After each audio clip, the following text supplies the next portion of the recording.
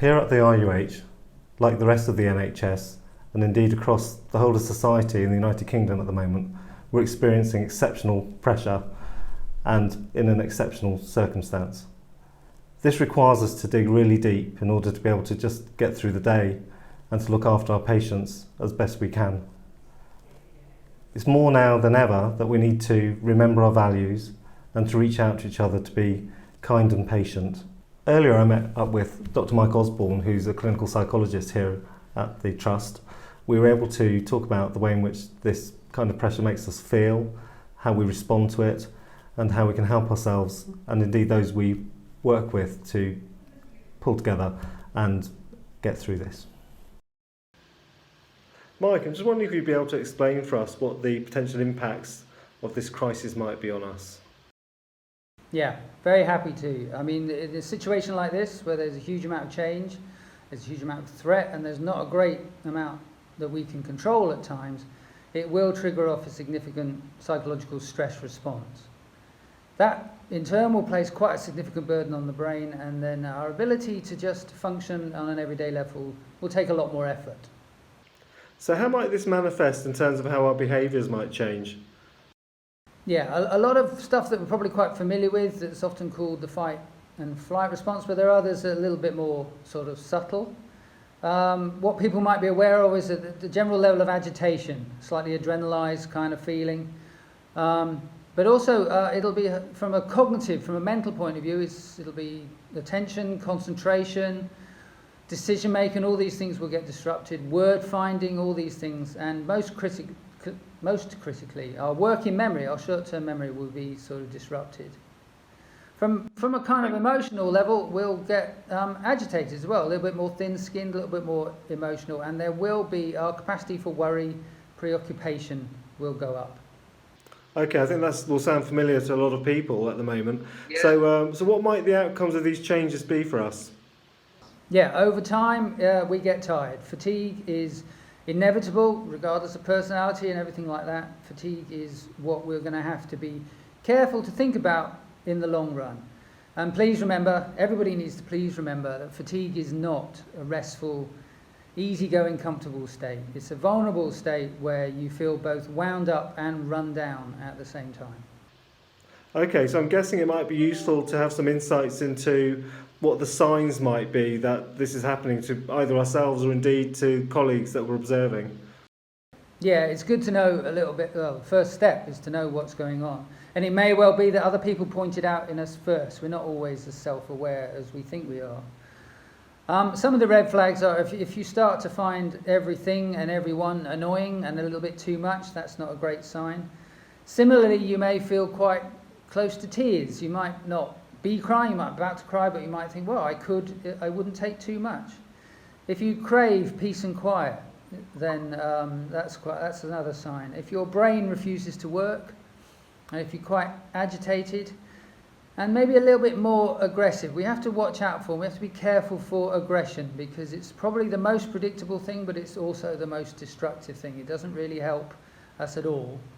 And one of the biggest casualties is always sleep. Sleep can go right out the window. If you get any of those things, then it's a sign that the situation is taking its toll. Okay, so armed with the knowledge of what's happening and the signs to look out for, I'm guessing there are some steps that we can take to help us feel better? There are lots of things we can do. We've probably got a little bit more power, a little bit more control than we think we have when we're in this situation. Fortunately, it's to our advantage that only simple things work. Simple, consistent, persistent behaviours all day, every day, really work. And if you can start to treat yourself with the same quiet, respectful, compassionate approach that you would expect anybody to treat your colleagues with and you would treat anybody else with, then we're getting there. Critically, prioritise your sleep and access to sleep. Don't worry if you are asleep, just give yourself a chance to rest and wind down. Pace your exposure to the workplace and pace the pace at which you work. Make sure you take a moment on a regular basis. Also, be prepared to adapt. See it as a virtue. We need to bend because rigid things shatter. And in this situation, change is the most predictable, most consistent thing. Put all non-essential tasks on hold. Stay off work, social media and WhatsApps when you're not at work. And prioritise, talk to the people you trust. Use the people that you know. Be particularly patient with your brain. It'll get there, there's nothing wrong with it, but it might at times need a bit of time. You may need to take a moment. And monitor your breathing, monitor your arousal. Every now and again, every hour, check your breathing to see whether you are breathing out, whether you are breathing out at the same rate that you're breathing in. And it might help to take a few minutes every hour just to take 19 soothing rhythmic breaths, just to help yourself take a minute and wind down. This is all first aid, and this is all a way of keeping an eye out for yourself. But if you end up craving peace and quiet, it's not because you're not coping, it's because maybe you need a bit of peace and quiet. But not necessarily forever, maybe just for long enough. Just take a moment. Okay, that sounds like really great advice. But what other help can we offer our colleagues during this time of crisis? Well, we have a team assembled, coordinated through the EAP. A pastoral support team involves chaplaincy, involves a whole lot of very experienced psychologists in the trust who are ready to offer individualised help, team help, and we have quite a lot of advice and guidance. It's all there on the intranet. And particularly we have a particular video that you can go through to help you wind down on the spot. But we have people available to be supportive and be helpful.